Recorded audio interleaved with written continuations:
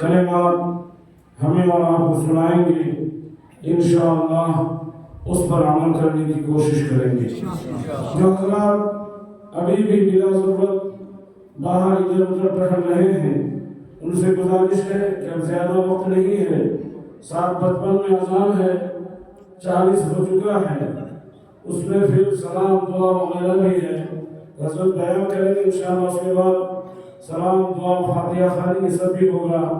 अज़ान से पहले पहले इंशाअल्लाह आज का ये प्रोग्राम खत्म होगा।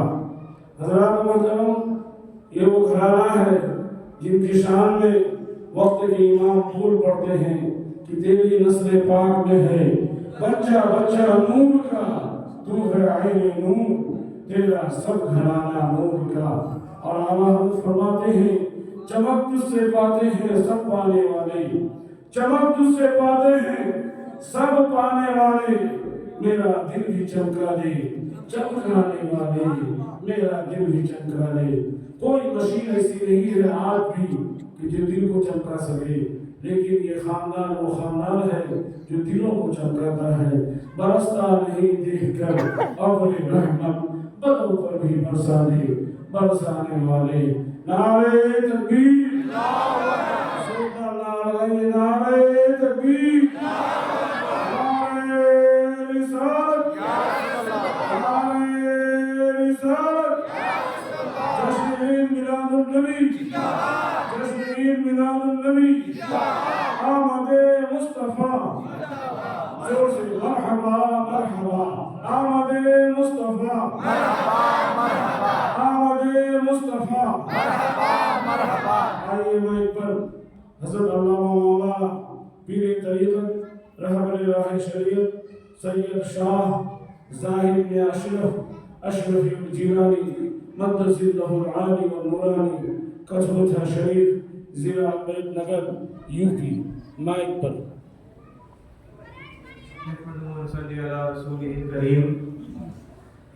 अम्मा बाद अऊज़ु बिल्लाहि मिनश शैतानिर रजीम, बिस्मिल्लाहिर रहमानिर रहीम। कुल इन कुंतुम तुहिब्बुनल्लाह फत्तबिऊनी युहब्बुकुमुल्लाह। सदक़ल्लाहुल अज़ीम व बल्लगना रसूलुहुन नबियुल करीम। नहनु ज़ालिका मिनश शाहिदीन व शाकिरीन वल्हम्दुलिल्लाहि रब्बिल आलमीन। इस बज़म में आने वाली आवाम, तमाम उलमा इकराम, ख़वातीन, अस्सलामु अलैकुम व रहमतुल्लाहि व बरकातुहू। आइए यहाँ पर आप सबसे पहले बारगाह बेकस पढ़ा हुज़ूर पुरनूर सैयद आलम नूर मुजस्सम अहमद मुस्तफ़ा मोहम्मद मुस्तफ़ा सल्लल्लाहु अलैहि वसल्लम की बारगाह में नूर पाक का नज़राना किधर पेश करी पड़ी। अल्लाहुम्मा सल्ली अला मुहम्मद व अला सल्लल्लाहु अलैहि या रसूलुल्लाह सल्लल्लाहु अलैहि वसल्लम। अल्लाह पाक मेरी ज़बान पर कलमतुल हक बोलने की तौफीक अता फरमाए, आमीन। आज मैं आपसे एक बात क्लियर करना चाहता हूँ, एक बात जो हम पर एतराज़ किया जाता है उसका जवाब देना चाहता हूँ। आज एक एतराज़ हम पर ये है कि महफिल मिलाद ये कहाँ से साबित है। ये महफिल मिलाद जो आप करते हैं ये किस किताब में लिखा है? क्या सहाबा किराम ने ये अमल किया? क्या सहाबा किराम ने जुलूस निकाला? क्या सहाबा किराम ने झंडे लगाए? क्या सहाबा किराम ने नारे लगाए? क्या सहाबा किराम ने लाइट लगाई? खैर उसको तो लाइट दी नहीं। क्या सहाबा किराम ने ये सब काम किए जो आज हम और आप कर रहे हैं? अहले सुन्नत वल जमात जो आज करती है ये कहाँ से साबित है? और जो हम पर एतराज़ किया जाता है उसकी क्या बुनियाद है, उसकी क्या असल है, वो मैं आपको बयान करना चाहता हूँ। सबसे पहले तो आपको ये समझने की ज़रूरत है कि मिलाद कहते किसे? एक होता है जलसा, एक होता है मिलाद। दो तरीका का बोला जाता है, आम लफ्ज़ों में बताता है, हालांकि है दोनों एक ही चीज़। लेकिन मिलाद किसे कहते हैं उसकी इस्तिलाह मैं आपको बयान कर दूँ कि मिलाद अहले सुन्नत वल जमात में اس چیز کو کہتے ہیں جس میں نبی کریم صلی اللہ علیہ وسلم کی حمد و ثنا بیان کی جائے، ان کے خاندان کے احوال بیان کیے جائیں، رسول اللہ کے احوال بیان کیے جائیں، رسول اللہ کی پیدائش کا دن بیان کیا جائے، رسول اللہ کی سیرت بیان کی جائے، رسول اللہ کے فضائل بیان کیے جائیں، رسول اللہ کے شمائل بیان کیے جائیں، بھولیا مبارک اس رسول اللہ دکھتے کس طرح تھے وہ بیان کیا جائے، تو اس محفل کو محفل میلاد کہتے ہیں۔ اب میں آپ سے روک کر اپنے دلوں سے یہ سوال کیجیے، کیا محب کو اپنے محبوب کی ذکر کی دلیل کی ضرورت؟ میں آسان لگے پوچھوں کہ کوئی اگر کسی شخص سے پیار کرتا ہے تو اس کا ذکر سننے کے لیے کیا وہ دلیل ڈھونڈے گا کہ اس کا ذکر کرے گا؟ محب کی سب سے بڑی پہچان یہی ہے کہ وہ اپنے محبوب کو اپنی محبوب کا ذکر بلا دلیل کرے، لیکن اہل سنت والجماعت بلا دلیل کوئی کام نہیں کرتی۔ سینکڑوں حدیثیں اور مستند حدیثوں سے یہ بات ثابت ہے، جلوس، میلاد، میں آپ کو دھیرے دھیرے کر کے بتاؤں گا۔ پہلے آپ یہ سمجھ گئے اطلاق کی میلاد کسے کہتے ہیں؟ میلاد رسول اللہ صلی اللہ علیہ وسلم کے ذکر کو، رسول اللہ صلی اللہ علیہ وسلم کی حمد کو، ان کی فضائل، فضائل، شمائل ان کے بیان کرنے کو میلاد کہتے ہیں۔ اب ایک ضابطہ بیان کر دوں، اسلام کا ضابطہ، بنیادی ضابطہ یہ ہے کہ اشیاء میں اصل عبادت ہے، اشیاء کی اصل مطلب ہر کام کی اصل سب سے پہلے وہ جائز ہوتا ہے، بعد میں پھر قرآن مقدس یا حدیث مبارک سے وہ چیز ناجائز ہو جاتی ہے۔ جیسے پہلے ابتدائی زمانے میں شراب پینا جائز تھا، بعد میں پہلے وہ پھر نماز میں حرام ہوا، پھر اس کے پہلے وہ گناہ ہوا، پھر اس کے بعد نماز میں حرام ہوا، پھر گناہ مکمل حرام ہو گیا۔ تو اس بات سے یہ بات ہم کو ملتی ہے کہ اشیاء میں ہر چیز کی اصل جائز ہے جب تک کوئی شرعی دلیل اس کے خلاف نہ آ جائے۔ آج میں نیلا کلر کا کرتا پہنا ہوں، قرآن حدیث میں آپ ڈھونڈیں گے تو نیلا کلر کا کرتا پہننے کی کہیں آپ کو حدیث نہیں ملے گی، لیکن اس کی اصل یہ ہے کہ کپڑا پہننا جائز ہے۔ جس طرح میں سمپل لفظ میں بتا رہا ہوں کہ کپڑا پہننا جس طرح جائز ہے، تو ہر چیز کی اصل جب تک اس پر کوئی شرعی دلیل نہ قائم ہو جائے تو اس پر وہ چیز جائز ہوتی ہے۔ جیسے مثال کے طور پر میں کہہ رہا ہوں کہ اگر میں بندی لگا لوں تو یہ ناجائز ہو جائے گا، اس کی اصل تو یہ ہے کہ وہ جائز ہے، میں بندی لگانا بنفس نفیس حرام نہیں ہے، لیکن وہ حرام اس لیے ہو رہا ہے کہ کسی اور مذہب کا شعار ہے، کسی اور مذہب کا پہچان ہے، کسی اور کی مذہب کی پہچان ہے۔ اگر بندی لگا لوں تو یہ کسی اور مذہب کی پہچان بن جائے گی، تو یہ حرام ہو جائے گا۔ دھوتی پہن لوں وہ جس طرح کو پہنتے ہیں پنڈت لوگ اس طرح پہن لوں تو یہ بنفس نفیس کپڑا جائز ہے، لیکن وہ کسی اور دھرم کی مشابہت ہو رہی ہے تو یہ ناجائز ہو جائے گا۔ من شبہ بقوم فہو منہم، حضور کی حدیث ہے کہ جس نے جس قوم کی شباہت اختیار کی وہ انہی میں سے ہوگا، کل قیامت کے دن انہی میں سے اٹھایا جائے گا۔ تو یہ حدیث کی وجہ سے وہ چیز ناجائز ہو جائے گی جو کسی اور دھرم کی مشابہت کرے۔ اب اتنی بات سمجھ گئے کہ ہر چیز اپنی اصل پر جائز ہے، کب تک جائز ہے؟ جب تک اس کے خلاف کوئی شرعی دلیل ثابت، کوئی شرعی دلیل ثابت ہے۔ ٹھیک ہے، اب یہاں تک آپ میری بات سمجھ گئے ہوں گے، اور آگے آگے بیان کر دوں کہ آپ کسی مستحب عمل کو ثابت کرنے کے لیے ہمیں کیا چیز کی ضرورت ہے؟ ایک ہوتا ہے امور اسلام، امور دین میں سے فرض ہے، واجب ہے، مستحب ہے نا؟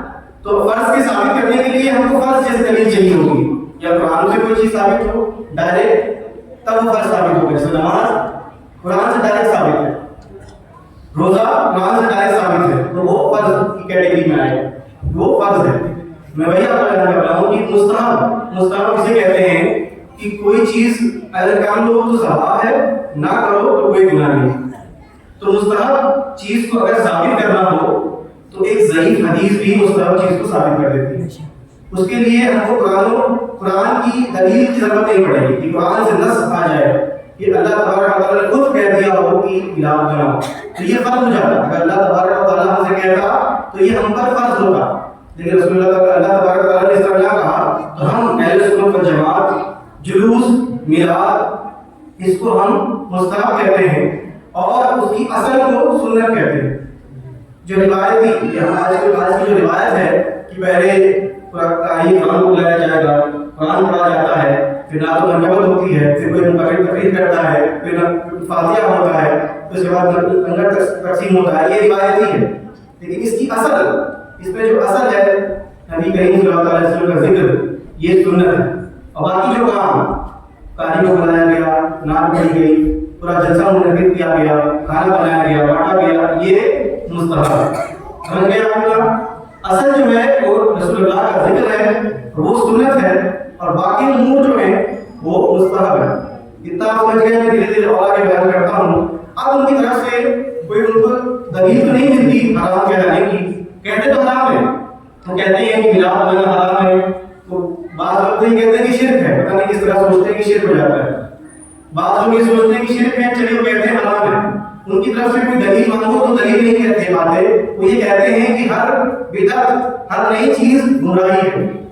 رسول اللہ کی حدیث ہے کہ رسول اللہ نے ارشاد فرمایا کہ ہر نئی چیز اسلام میں، ہر نئی چیز ان کی طرف دلیل میں دے رہا ہوں کہ جو ہم پر لوگ اعتراض کرتے ہیں نا، ان کی دلیل میں آپ کو بیان کر رہا ہوں کہ وہ ہم پر یہ دلیل پیش کرتے ہیں کہ ہر نئی چیز اسلام میں، کوئی بھی نئی چیز اگر آئے گی تو وہ گمراہی ہے. ٹھیک ہے. ایک حدیث آپ نے ذہن میں رکھی. میں آگے چل کے آپ کو بیان کرتا ہوں کہ اور یہ گمراہی کس طرح ہے، یہ گمراہی ہے کہ نہیں ہے. صحابہ کرام کا اس میں کیا عمل تھا، صحابہ کرام نے اس حدیث سے کیا سمجھا، وہ میں آپ کو بیان کرتا ہوں.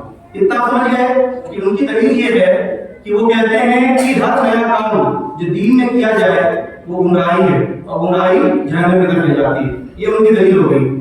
اب آئیے، بخاری شریف کی حدیث ہے، صحیح سند کے ساتھ ثابت ہے. حضرت عمر رضی اللہ تعالیٰ نے باجماعت تراویح پڑھنے کا حکم دیا. حضرت عمر رضی اللہ تعالیٰ نے باجماعت، حضور کے زمانے میں تراویح نہیں تھی، باضابطہ تراویح نہیں تھی، جس طرح باجماعت پڑھی جاتی ہے اس طرح تراویح نہیں تھی. الگ الگ لوگ پڑھتے تھے اپنی اس سے. لیکن جب حضرت عمر کا دور آیا تو انہوں نے باجماعت تراویح ایک قاری کے پیچھے پڑھنے کا حکم دیا اور کہا کہ یہ بہت اچھی بدعت ہے. اب بات سمجھیے، رسول اللہ کیا کہہ رہے ہیں کہ ہر بدعت گمراہی ہے. حضرت عمر کیا عمل کر رہے ہیں کہ نیا کام شروع کر دیے. باضابطہ کسی قاری کے پیچھے نماز پڑھا رہے ہیں، نیا کام ہوا نا، نیا کام تراویح شروع کر دیا، اور ساتھ میں وہ لفظ استعمال کر رہے ہیں، بدعت ہے. ہاں، اور رسول اللہ کی بات سمجھیے ہوتے ہیں. رسول اللہ کی وہ اسی اطلاق پر جو اس کا عموم ہے، اگر عموم پہ اس کو مانا جاتا کہ ہر بدعت گمراہی ہے تو حضرت عمر اس طرح نہ کرتے. حضرت عمر نے یہ کہا ساتھ میں کہ یہ ایک اچھی بدعت ہے، ایک اچھا کام ہے. آئیے چلیے اور آگے چلتے ہیں. اسی طرح حضرت عثمان غنی کا زمانہ آیا اور بخاری شریف میں سب صحیح سند کے ساتھ ثابت ہے. حضرت عثمان غنی کا زمانہ آیا. جمعہ میں جو 2 اذانیں ہوتی ہیں، جمعہ میں جو 2 اذان ہوتی ہے، پہلے صبح جلدی ہو جاتی ہے، بعد میں پھر خطبہ سے پہلے اذان ہوتی ہے. جو پہلی اذان ہے یہ حضرت عثمان غنی نے شروع کروائی. رسول اللہ کے زمانے میں ایک اذان ہوا کرتی تھی اور انہوں نے بھی یہ کہا کہ یہ اچھی بدعت ہے. اور آگے چلیے، رسول اللہ کے زمانے میں قرآن شریف جو تھا وہ صرف حفظ تھا، لوگ ذہن میں یاد رکھتے تھے. لیکن جنگوں میں جا کر حفاظ کرام قربان ہونے لگے، شہید ہونے لگے، تو حضرت عمر نے یہ رائے دی کہ حضرت ابوبکر صدیق کو یہ رائے دی کہ ہمیں چاہیے کہ ہم قرآن کو لکھ لیتے ہیں، ایک کتاب کی شکل میں بنا لیتے ہیں. تو حضرت ابوبکر صدیق نے جواب دیا کہ ہم ایسا کام کیسے کر سکتے ہیں جو رسول اللہ نے نہیں کیا. حضرت عمر نے کہا کہ ہاں رسول اللہ نے نہیں کیا، لیکن یہ ایک اچھا کام ہے. تو پہلے نہیں مانتے، لیکن بعد میں حضرت عمر ان سے کہتے ہیں کہ یہ کام کر لینا چاہیے. مجھے گمان ہے کہ قرآن اس دنیا سے ختم ہو جائے گا. اسی ذہن میں تھا، لوگ یاد رکھتے بیٹھے ہوئے تھے، لکھا ہوا کہیں نہیں تھا. تو حضرت عمر نے حضرت ابوبکر صدیق نے مل کر یہ تحریک شروع کی اور قرآن کو ایک کتاب کی شکل میں لکھا. یہ بھی نیا کام ہے. اب بات سمجھ رہے ہیں کہ وہ کہتے ہیں کہ ہر نیا کام گمراہی ہے. تو کیا یہ جو حدیث وہ بیان کرتے ہیں، تو کیا حضرت ابوبکر صدیق نے یہ بات نہیں سمجھی تھی؟ کیا حضرت عمر فاروق یہ بات نہیں سمجھے تھے؟ یہ عثمان غنی نے یہ بات نہیں سمجھی تھی؟ کیا وہ گمراہی میں تھے؟ کیا حضرت عثمان غنی حضرت عمر گمراہ والا کام کر رہے تھے، گمراہی والا کام کر رہے تھے؟ ایسا ہرگز نہیں ہو سکتا. یہ بات طے شدہ ہو گئی کہ اب آگے ایک حدیث اور بیان کر دوں تب بات مکمل ہو جائے گی. ایک حدیث اور ہے، رسول اللہ کی مجلس لگی ہوئی ہے، ایک قوم آتی ہے، ان کے کپڑے پھٹے ہوئے ہوتے ہیں، جوتا بھی نہیں ہوتا، ٹوٹے موٹے جوتے پہن کے آتے ہیں اور رسول اللہ کی بارگاہ میں آ کے بیٹھ جاتے ہیں. رسول اللہ صحابہ کرام سے کہتے ہیں کہ صدقہ کرو، ان کے لیے صدقہ کرو۔ صحابہ کرام ان کی اپنی مالی حیثیت کے حساب سے جتنا ان سے ہو سکا انہوں نے صدقہ کیا۔ ایک صحابی اٹھے، اپنے گھر گئے اور پورا بھر کر ان کے پاس جتنا تھا سامان سب لا کے حضور کی بارگاہ میں رکھ دیا۔ تو حضور اتنا خوش ہوئے اور حضور نے کہا کہ ہر کوئی جو انسان اسلام میں کوئی نیا کام اگر ایجاد کرے تو اس کے لیے ثواب ہے، اور جو اس پر عمل کرے گا اس کے لیے اس کو بھی ثواب ہے۔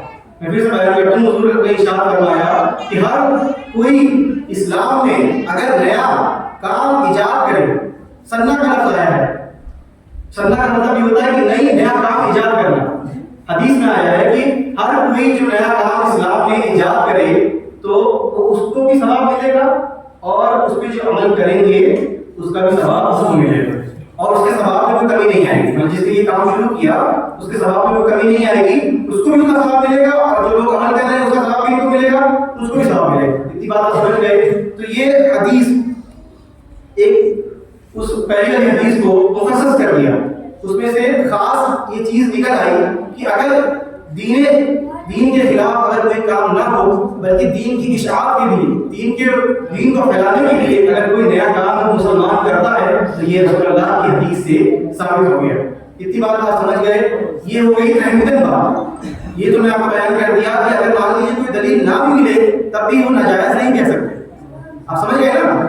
اگر جلوس نکالنے کی باضابطہ جو میلاد لانے کی کوئی دلیل نہ بھی ملے، مثال کے طور پہ کہہ رہا ہوں، تب بھی وہ ناجائز نہیں کہہ سکتے، تو اس لیے کہ یہ دین کی ایک اشاعت، دین کو پھیلانے کے لیے کام کیا جاتا ہے، جلوس نکالا جاتا ہے، اس لیے کہ کافروں پر اسلام کی حیبت پڑے۔ جب ہجوم میں مسلمان جب نکلیں گے تو کافر جب دیکھیں گے ان میں بھی دم ہے، یہ ایک اچھا کام ہوگا کہ نہیں ہوگا؟ تو اچھا کام میں نے آپ کو بیان کر دیا کہ حدیث سے ثابت ہو گیا۔ حضرت ابوبکر صدیق کا بھی عمل مل گیا، حضرت عمر فاروق کا بھی عمل مل گیا، حضرت عثمان غنی کا بھی عمل مل گیا کہ انہوں نے بھی نیا کام دین میں شروع کیا۔ اگر حدیث سمجھے، اگر وہ حدیث اگر اصل پہ ہوتی تو وہ اس طرح نہ کرتے۔ بات اتنی آپ سمجھ گئے؟ اب میں آگے چل کر اس کی اصل کی دلیل آپ کے سامنے پیش کرنا چاہتا ہوں۔ اتنا آپ سمجھ گئے کہ ناجائز تو کسی صورت میں نہیں ہے جب تک اس کے دین کے خلاف کوئی کام نہ ہو۔ یہ بات آپ ذہن نشین کر لیں۔ میں ہر چیز کو جائز نہیں کہہ رہا، ڈی جے بجانا، ناچنا، گانا، رومال اڑانا، اس کو جائز میں نہیں کہہ رہا، یہ دین کے خلاف بات ہو گئی۔ میں جلوس نکالنا کہہ رہا ہوں، جلوس نکالنا ناجائز ہو ہی نہیں سکتا۔ میں نے آپ کو ابھی ثابت کر دیا کہ ناجائز ہو ہی نہیں سکتا، مستحب عمل ہوا، جہاں تک اگر بہت سے بہت مستحب عمل ہوا، مستحب ہوا۔ لیکن اب میں آگے چل کر آپ کو اس کی دلیل دینا چاہتا ہوں کہ یہ جلوس نکالنا، محفل میلاد بنانا کہاں سے ثابت ہے؟ مسند احمد بن حنبل کی حدیث ہے، صحیح حدیث ہے، اس میں کوئی کسی کا شک نہیں، وہ بھی حدیث کو مانتے ہیں۔ مجلس صحابہ لگی ہوئی ہے، رسول اللہ صلی اللہ علیہ وسلم آتے ہیں اور پوچھتے ہیں، اے صحابہ ما جلستم، کہ تم آخرکار یہاں کیوں بیٹھے ہو؟ جس طرح آج ہمارا بیٹھے ہیں نا، اس طرح صحابہ بھی بیٹھے ہوئے تھے، اور رسول اللہ آتے ہیں اور پوچھتے ہیں کہ اے صحابہ تم یہاں کیوں بیٹھے ہوئے ہو؟ کیوں تم کو کس کام نے یہاں بٹھایا؟ تو صحابہ بیان کرتے ہیں کہ یا رسول اللہ ہم یہاں بیٹھ کر اللہ کی حمد بیان کر رہے ہیں اور اس بات کا شکریہ ادا کر رہے ہیں کہ اللہ نے ہم کو اسلام سے مشرف کیا، اور اس بات کا بھی شکریہ ادا کر رہے ہیں کہ من علینا بکا، اور اس بات کا بھی شکریہ ادا کر رہے ہیں کہ ہمارے پر آپ کو بھیجا۔ گویا کہ وہ رسول کی میلاد بیان کر رہے ہیں، رسول کی میلاد پڑھ رہے ہیں، ہمارا بھی تو یہ ذکر ہے نا کہ رسول اللہ کی آمد کی خوشی منا رہے ہیں، صحابہ کرام بھی وہاں کیا کر رہے ہیں؟ اللہ کی حمد بیان کر رہے ہیں، اپنے اسلام سے مشرف ہونے، اپنے دین کو پانے کا وہ اس کی خوشی بیان کر رہے ہیں، اللہ کی حمد بیان کر رہے ہیں اس بات کی کہ اللہ نے ان کو دین سے نوازا، اور اس بات کی بھی خوشی بیان کر رہے ہیں کہ اللہ نے رسول کو ہمارے پاس بھیجا۔ یہ رسول کی آمد کی خوشی کون منا رہا ہے؟ صحابہ کرام منا رہے ہیں۔ تو یہ اصل میں آپ سے کیا کہا کہ جو امور جو آج کا جو روایتی طور پر ہوا تو روایتی تو مستحب ہے، لیکن اصل یہ ہے کہ رسول اللہ کا ذکر اور رسول اللہ کی آمد کی خوشی منانا یہ صحابہ کرام سے ثابت ہو گیا۔ ٹھیک ہے، اور آگے چلیے، یہ تو مجلس ہو گئی نا، اب جلوس کس طرح ثابت کریں گے؟ جلوس بھی میں اس کی اصل آپ کے سامنے ثابت کرنا چاہتا ہوں۔ بات یہ ہے کہ جب ہجرت کا وقت آیا، جب رسول اللہ صلی اللہ علیہ وسلم ہجرت کر مکہ سے مدینہ تشریف لے جانے لگے، جب مدینہ پہنچنے والے تھے، مدینے والوں کو پتہ چل گیا کہ رسول آنے والے ہیں۔ اللہ اکبر! آپ واقعہ پڑھیے، آپ کی آنکھ سے آنسو نکلے تو آپ کہیے گا وہ واقعہ آپ کتاب میں جا کے پڑھیے گا، سیرت مصطفیٰ ہر سیرت کی کتابوں میں جائے گا. روز صبح جاتے ہیں اور رسول اللہ کے انتظار میں کھڑے رہتے ہیں کہ آج رسول اللہ آئیں گے، آج رسول اللہ آئیں گے. روز صبح جاتے ہیں رسول اللہ کے انتظار میں. کون؟ صحابی.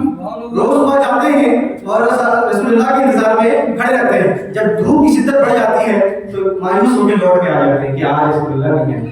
یہ اس کی آمد کی وہ انتظار کر رہے ہیں، رسول اللہ کی آمد کا انتظار کر رہے ہیں. کون تھے؟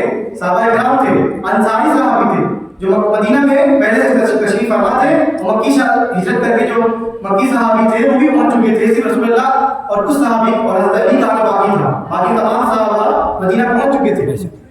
وہ لوگ انتظار کر رہے ہیں، حسرت سے دیکھ رہے ہیں کہ آج ہر روز صبح جاتے ہیں، کھڑے رہتے ہیں، آج رسول اللہ آئیں گے، آج رسول اللہ آئیں گے. جب دھوپ کی شدت بڑھ جاتی ہے تو مایوس ہو کر لوٹ جاتے ہیں. اسی طرح معمول کے مطابق وہ لوٹنے لگے. دھوپ کی شدت جب بڑھ گئی تو وہ جو اپنے مدینہ سے باہر جاتے تھے، تھوڑا دور آتے، تقریباً 3 میل دور آتے تھے رسول اللہ صلی اللہ علیہ وسلم کی رسول اللہ صلی اللہ علیہ وسلم کو لینے کے لیے، ان کا مرحبا کرنے کے لیے، ان کی آمد کی خوشی منانے کے لیے. روز صبح جاتے تھے لیکن مایوس ہو کے لوٹ کے آتے تھے. ایک دن اسی طرح مایوسی کے ساتھ لوٹ رہے تھے اور ایک پاسی میں ایک قلعہ تھا ایک کافر کا. جب وہ مسلمان صحابہ انصاری صحابہ لوٹ رہے تھے تو کافر آواز دیتا ہے، اے مسلمانوں، تم جس چیز کا انتظار کر رہے تھے آج وہ آ رہا ہے، آج وہ آ رہا ہے. تو صحابہ اللہ اکبر آپ پڑھیے، کیا خوشی تھی ان کی صحابہ، کیا صحابہ کی خوشی تھی، اتنا خوشی منا رہے تھے اس دن. وہ کہتے ہیں کہ اتنی خوشی مدینہ میں نہ آج سے پہلے کبھی ہوئی نہ اس کے بعد کبھی خوشی.